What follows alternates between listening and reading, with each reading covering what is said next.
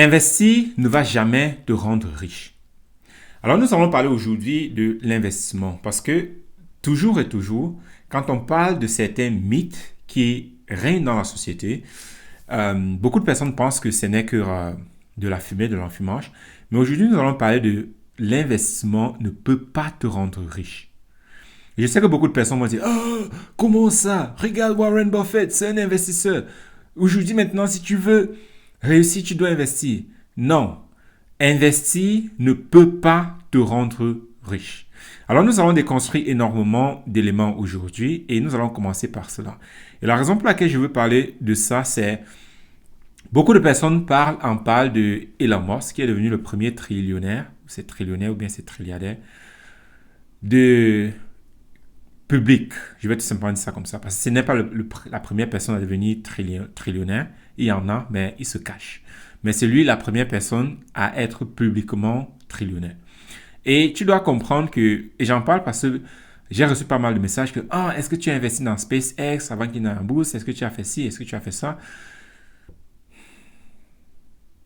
Nous avons beaucoup de choses que nous allons en discuter aujourd'hui parce que plus les personnes ne comprennent pas comment le monde fonctionne, plus nous vivons dans ce monde-là où la religion devient vraiment le compas de plusieurs personnes. Parce que espérer que tu vas mettre peut-être tes 1000 euros ou bien tes 500 dollars dans la bourse, dans SpaceX et que cela va te rendre riche, ça c'est le plus grand enfumage que tu peux croire et que tu continues à croire. Et ça reste uniquement de l'enfumage. Donc, beaucoup de personnes m'envoient des messages. Est-ce que tu investis dans SpaceX? Elon Musk est le premier trillionnaire et ainsi de suite. Donc, il y a ce fléau-là qui est en train d'être galvanisé. Et beaucoup de personnes sont extrêmement motivées. Beaucoup de personnes en parlent énormément parce qu'ils se disent que si quelqu'un comme Elon Musk qui quitte depuis l'Afrique, il s'en va aux États-Unis, non seulement devant le rêve américain, mais si quelqu'un comme Elon Musk, il devient trillionnaire, alors ça veut dire que tout le monde peut réussir. Et là aussi, c'est une très grande arnaque parce que tout le monde ne peut pas réussir. C'est vraiment important de comprendre comment la richesse fonctionne dans le monde. Toi, un paysan, penser qu'il te suffit juste de travailler dur, prendre tes petits 500 euros et puis investir ça, que ce soit dans la crypto-monnaie ou bien dans la bourse, et puis un jour, tu vas devenir riche. Ça, c'est la plus grande arnaque que tu continues à croire.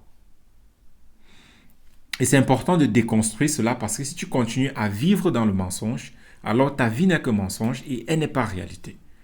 Déjà, j'ai dit, tout le monde ne peut pas devenir riche et aussi, tu ne peux pas devenir riche en investissant. Et c'est vraiment magnifique quand on y pense parce que quand tu y regardes, il y a de cela peut-être 60 ans, 60, 70 ans, 100 ans, c'était déjà connu qui est riche, qui est pauvre. On avait les nobles et les paysans. Il n'y avait pas d'autres personnes.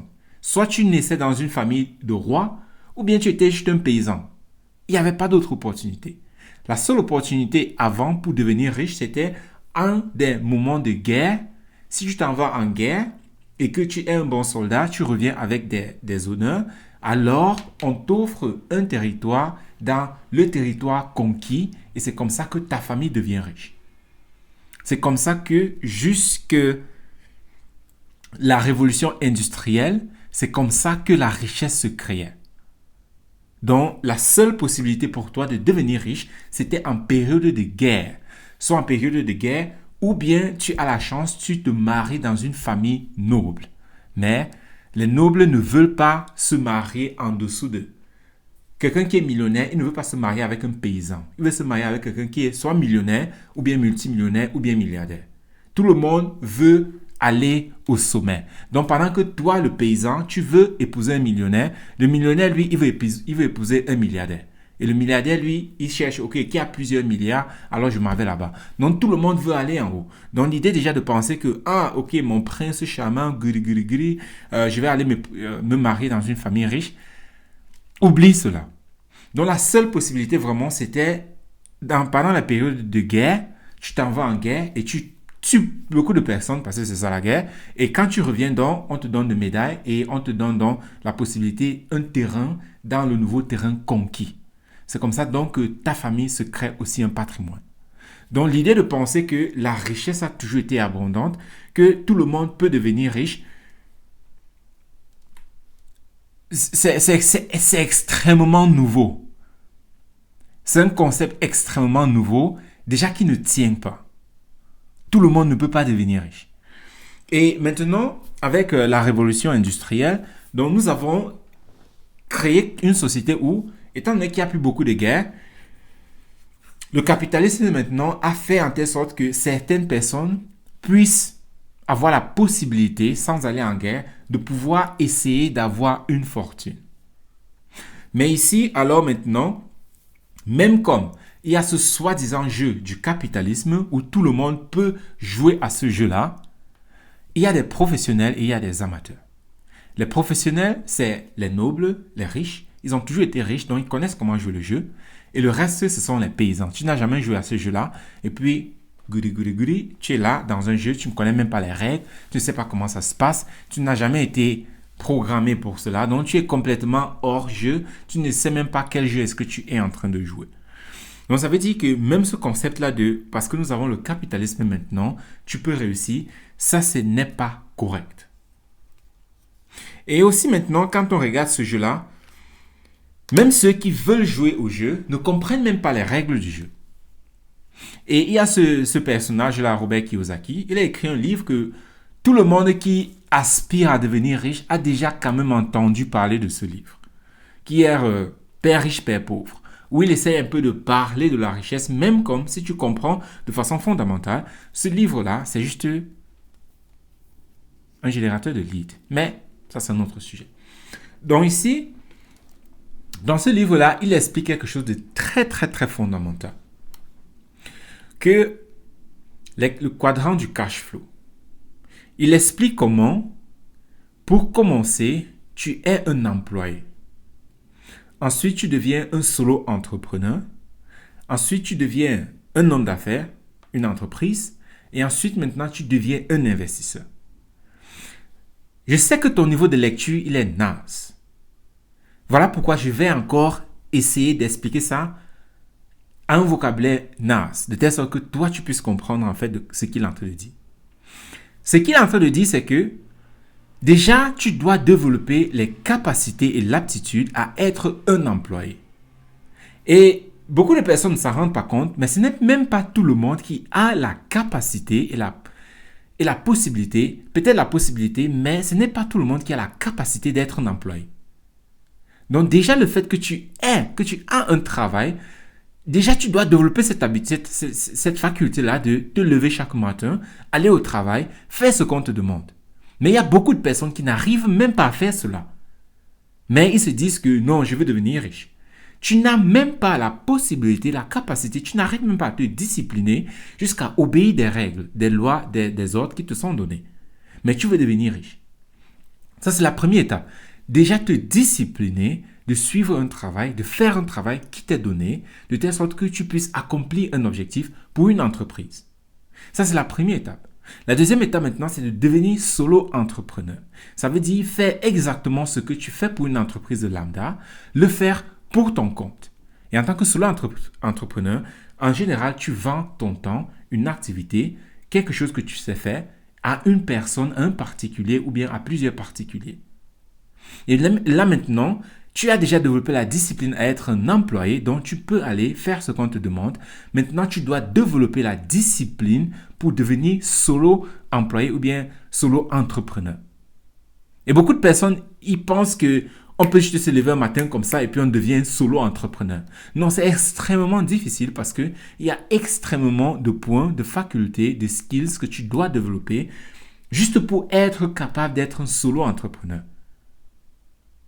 Mais beaucoup de personnes se disent « Ouais, mais je n'ai pas besoin de ça. » Pourquoi? Parce que tu es paresseux. C'est ça le truc. La raison pour laquelle beaucoup de personnes veulent juste investir aujourd'hui, c'est parce que tu es paresseux. Mais nous allons y arriver. Donc le deuxième point, c'est être solo entrepreneur. Tu dois être capable de développer cette discipline personnelle où tu fais quelque chose sans que personne ne te le demande. Et c'est extrêmement difficile. Alors, c'est la partie la plus difficile parce que toute ta vie, Tout ce que tu as fait jusqu'à présent, c'est quand quelqu'un t'a donné l'ordre et t'a demandé de faire quelque chose. Donc toute ta vie, tu n'as jamais fait quelque chose par ta propre initiative. Voilà pourquoi cette partie-là est extrêmement difficile. Voilà pourquoi beaucoup de personnes, ils préfèrent éviter cela pour dire non, je suis un investisseur. Mais tu ne connais rien de chez rien. Et la deuxième partie maintenant, une fois que tu as maîtrisé être solo entrepreneur, là maintenant, c'est d'avoir une entreprise. Et une entreprise maintenant, c'est où tu es capable de leader un groupe de personnes à faire une chose, une activité ou bien ce que tu faisais avant.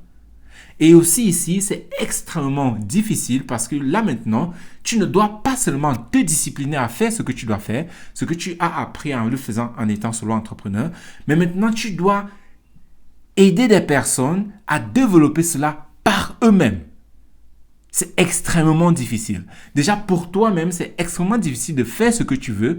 Alors imagine être capable donc de motiver, de leader une personne, de faire quelque chose que cette personne-là ne veut même pas faire. Alors c'est extrêmement difficile, c'est extrêmement différent. Tu dois développer une autre compréhension de comment est-ce que les choses fonctionnent. Mais ça, tu ne l'as pas fait. Et aussi en développant dans ce groupe de personnes pour mener une activité, c'est là donc que tu comprends maintenant comment une entreprise fonctionne. Parce qu'en étant solo entrepreneur, tu n'es pas une entreprise. Tu peux travailler quand tu veux, tu peux faire les choses toujours à ton rythme. Mais quand tu deviens une entreprise, alors, ce n'est plus seulement tes clients qui dépendent de toi, mais tes employés aussi maintenant dépendent de toi. Si tu veux un peu essayer de comprendre à quoi ça ressemble, si tu es parent, alors tu peux essayer de voir. Imagine-toi, parent, tu as la vie de tes enfants sur tes épaules. Ce n'est pas ça que ressemble une entreprise. Tu dois maintenant te sacrifier pour ton entreprise. Et beaucoup de personnes pensent qu'avoir et gérer une entreprise, ils pensent que c'est simple. Parce qu'on voit juste la partie où l'entreprise ramène un revenu, où on peut vraiment s'acheter ce qu'on veut, faire ce qu'on veut. Ce n'est que cette partie-là que les gens voient et les gens en veulent. Je comprends très bien. Mais gérer une entreprise, c'est devenir l'esclave de cette entreprise-là. Parce que en gérant une entreprise, déjà, il y aura énormément de mois où toi-même, tu ne vas pas te payer parce que l'entreprise a besoin du cash pour continuer à fonctionner avec. Donc, ça veut dire, tu as une entreprise, tu payes très bien tes employés, mais toi-même, tu n'arrives même pas à manger à la maison. C'est à ça que ressemble gérer une entreprise. Mais personne ne veut faire ce travail-là. Tout le monde veut la facilité. Mais si tu ne fais pas ce travail-là, alors tu ne peux pas aller à la quatrième étape qui est un investisseur. Il y a plusieurs raisons pour lesquelles cet ordre-là est valide.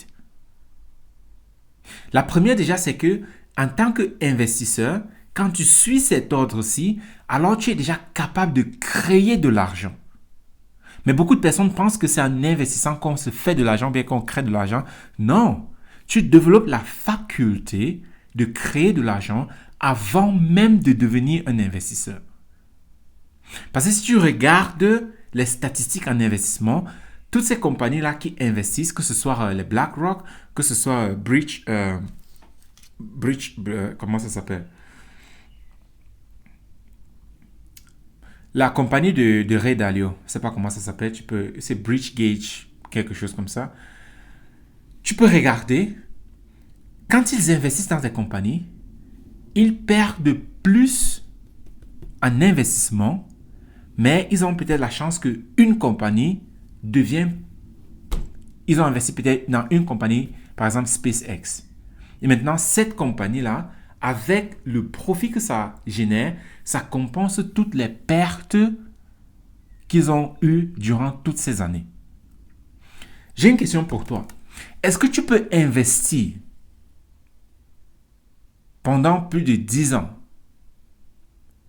sans jamais avoir de revenus et après 10 ans, perdre tout ton investissement et ensuite te relever, trouver encore de l'argent et puis aller investir? La réponse c'est non. Pourquoi? Parce que déjà, tu ne sais pas comment faire de l'argent. Tu n'es ni solo entrepreneur, peut-être tu l'es, ou bien encore, tu n'as peut-être même pas une entreprise, ou bien peut-être tu as une entreprise. Mais si tu as une entreprise, on connaît comment ça fonctionne. Une entreprise sur 250 fait faillite. Donc, ça veut dire, même si tu es une entreprise, c'est pas parce que tu es une entreprise que tu peux maintenant devenir un investisseur. Je ne sais pas si les gens s'en rendent compte de la difficulté, en fait, que cela demande pour vraiment réussir une entreprise. Et les réseaux sociaux ne rendent pas la chose facile.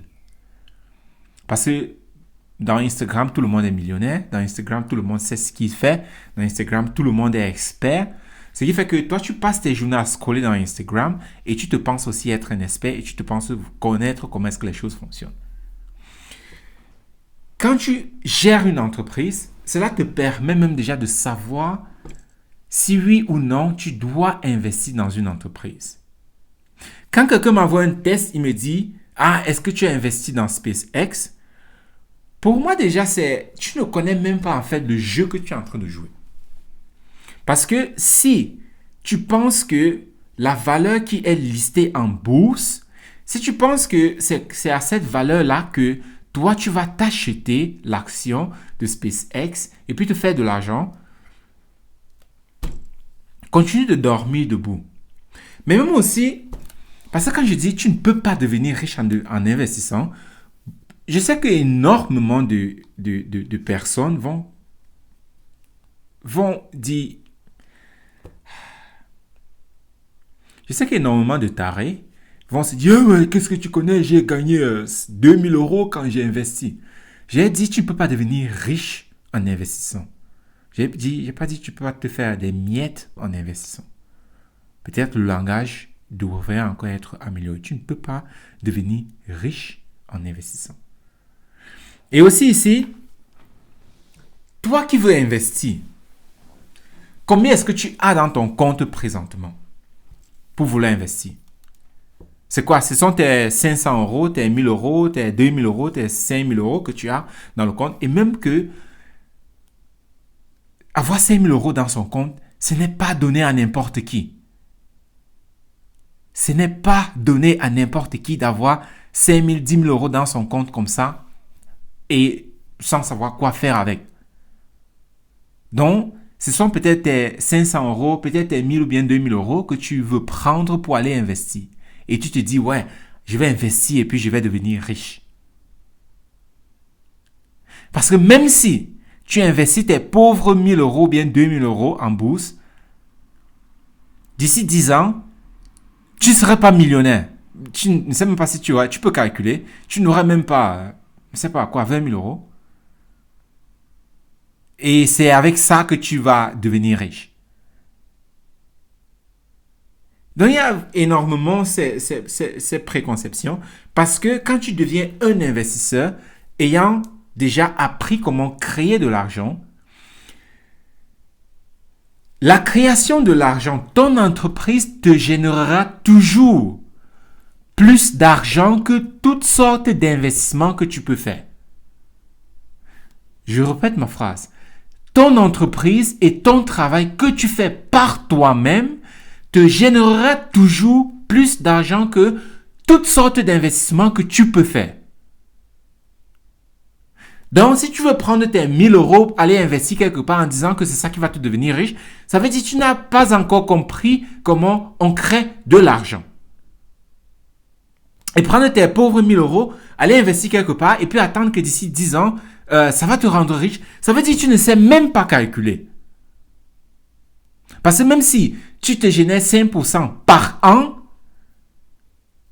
tu penses à combien d'années est-ce que tu auras de l'argent? Donc, cette idée-là de penser que toi, un pauvre type, une pauvre personne, tu peux investir et devenir riche, ça veut dire que tu n'as pas encore compris comment l'argent fonctionne. Tu n'as aucune idée de comment créer de l'argent. Et tout ce que tu veux, c'est tu es paresseux, tu évites le travail et tu veux juste de l'argent facile.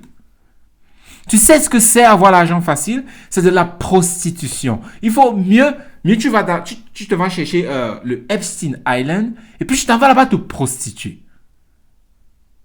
Parce que si tu penses que tu vas espérer éviter le travail et aller juste parier quelque part dans l'espoir de te faire de l'argent, alors tu es vraiment un pigeon. Et tu peux continuer à être un pigeon parce que ça arrange pas mal de personnes, ça m'arrange. Tu es un pigeon. Il faut toujours un pigeon quelque part. Et si c'est toi le pigeon, ça m'arrange.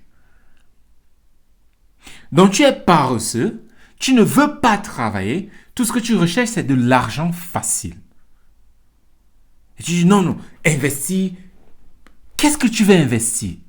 Qu'est-ce que tu connais toi des entreprises jusqu'à ce que tu veux investir aujourd'hui? Je trouve ça toujours vraiment intéressant que nous vivons dans une société où tout le monde est devenu paresseux. Personne ne veut rien faire. Tout ce qu'on veut, c'est du facile. Le truc, c'est que tu n'as aucun capital pour investir. Ce ne sont pas tes 1000 euros, 2000 euros, bien même tes 10 000 euros que tu as dans ton compte, que tu as épargné depuis plus de 5 ans pour avoir ça dans ton compte. Ce n'est pas ça qui va te permettre de réussir. Ce n'est pas avec ça que tu vas devenir riche. Tu ne peux pas devenir riche en investissant. Si tu ne connais pas comment créer de l'argent, alors oublie toute forme d'investissement. Oublie toute forme d'investissement. Parce que ça, c'est la paresse. Tu es juste paresseux.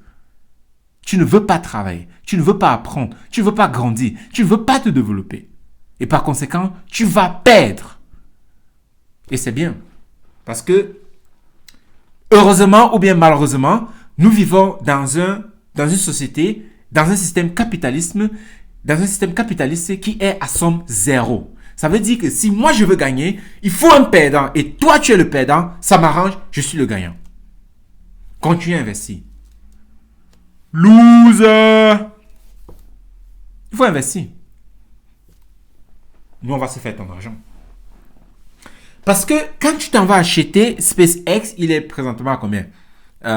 C'est entré en bourse dans les $135 par là, les shares. Quand tu t'en vas investir en bourse maintenant pour acheter les actions de SpaceX,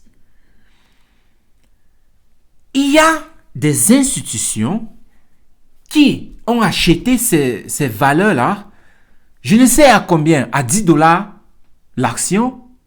Ça veut dire que quand toi tu t'achètes à 135, ils ont déjà fait plus de 1000% de bénéfices. Et ils ont investi combien? Ils ont investi des millions, peut-être des milliards même. Je ne sais pas. Mais toi maintenant, tu t'en vas, tu prends tes pauvres 500 euros, tu dis, oh, je vais aller investir dans SpaceX. Oh, je vais devenir millionnaire. Arrête ta désillusion. Arrête ta désillusion. Tu ne peux pas devenir riche en investissant. Soit tu le comprends maintenant et tu commences à apprendre la création de la richesse, ou bien tu vas devenir pauvre le reste de ta vie. Et quelque chose que je vais toucher, juste en passage, c'est que la bourse va bientôt s'écrouler. Tu te rappelles de 1929? Ça va bientôt arriver. Donc, un conseil très sage, évite de mettre ton argent en bourse. Bon, comme j'ai dit, il y a toujours des pigeons, il faut des perdants. Malheureusement, c'est comme ça. Le système que nous avons construit, il est à somme zéro. Donc, il faut toujours un pigeon quelque part. Mais apparemment, c'est toi le pigeon. Donc, bienvenue, monsieur pigeon. Et ne te plains pas quand tu perds ton argent. Bon, quand tu perds tes miettes. Parce que ce n'est même pas de l'argent qu'on parle, ce sont des miettes. Soit tu comprends ça maintenant et tu commences à travailler sur toi de telle sorte que tu puisses comprendre la création de la richesse, ou bien tu vas juste rester pauvre le reste de ta vie. C'est tout. C'est comme ça. Il faut un perdant. Et le perdant, c'est toi.